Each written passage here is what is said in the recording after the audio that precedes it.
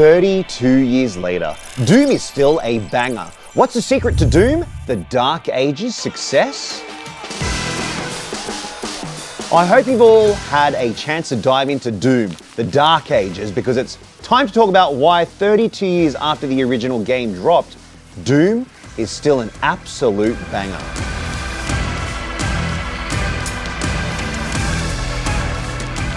Hello everyone, it's Doyle aka the Doom Slayer coming to you from the ARTOYS channel, where we geek out and dive in about the designer toy industry and pop culture in general. So today we're diving deep into the Doom video game series from the legendary developers at ID Software, its creators, its history and how it changed everything.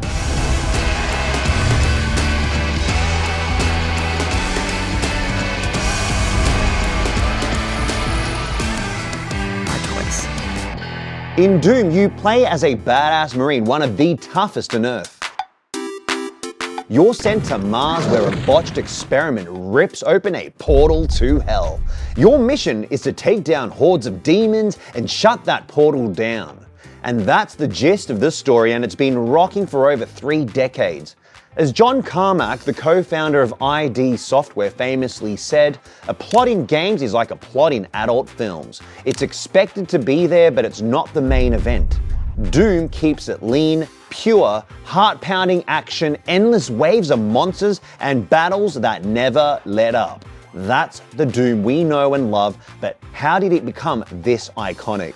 The roots of Doom go back to the 80s, a time of synth music, neon signs, President Ronald Reagan, and most importantly, arcade machines.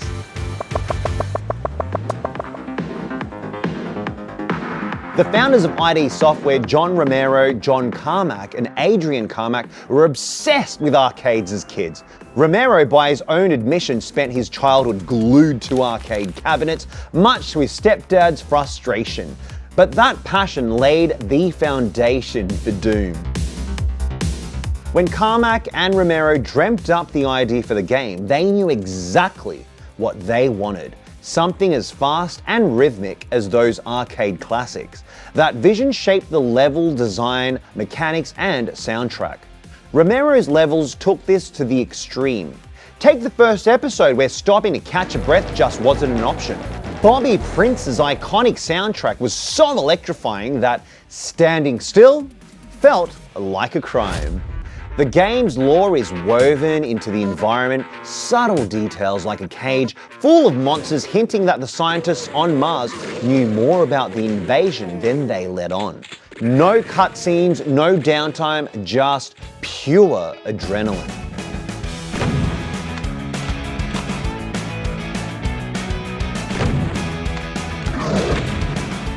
Not everyone was on board with this approach though. Tom Hall, the original project lead, wanted a richer story and deeper narrative. Creative differences led him to leave before the game's release, but not without leaving his mark.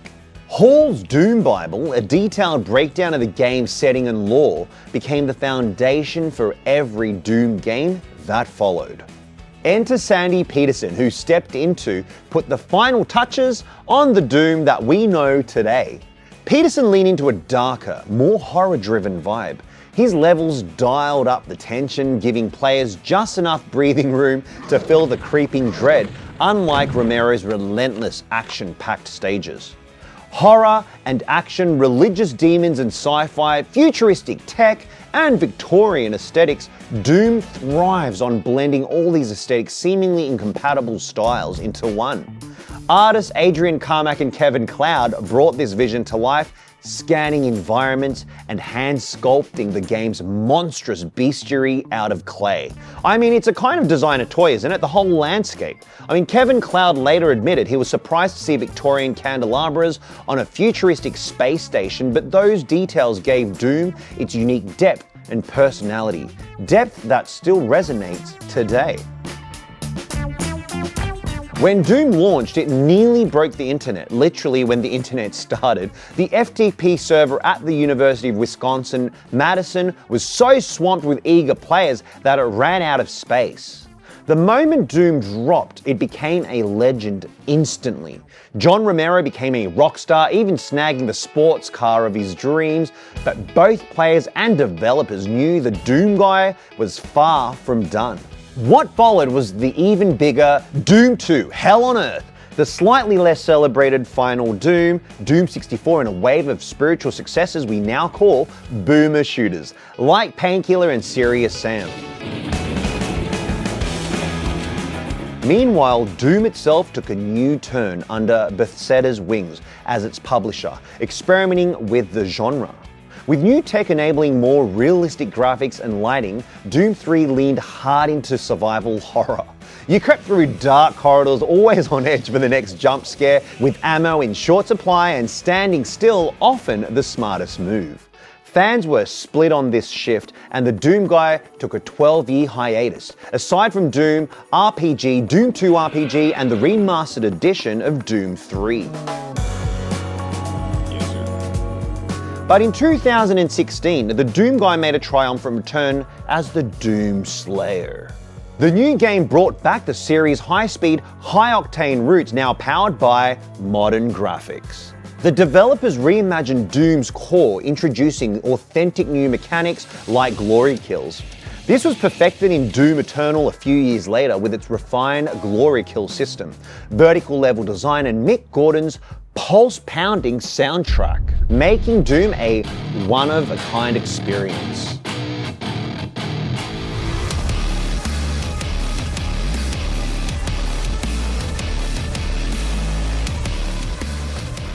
The 2010s marked a second golden age for the series, and you probably already know how epic it was.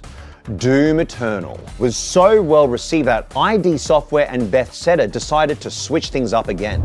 In Doom: The Dark Ages, a prequel to Doom 2016, the Doom Slayer is thrown back to a medieval world, helping a human kingdom fend off demons. The fast-paced vertical gunfights give way to massive medieval battles, and glory kills are replaced with parry mechanics. The game dropped just over 2 months or so ago, so I'll keep spoilers light, but I have to mention a few things. You'll travel beyond the medieval setting to other worlds: Hell, Limbo, Pretty Wild, and even inside Cthulhu's belly. In an interview, game director Hugo Martin said Doom's core mission is to make players feel powerful. No game does this better. I mean, in past titles, that power came from mowing down demons at lightning speed. In the Dark Ages, it's about the sheer scale of the conflict. You're one warrior against an army, and you win unless you don't. The medieval setting amplifies this, delivering epic, knightly battles that feel larger than life. But how do knights and stone fortresses fit in a game about hell on Mars? Let's circle back to the start.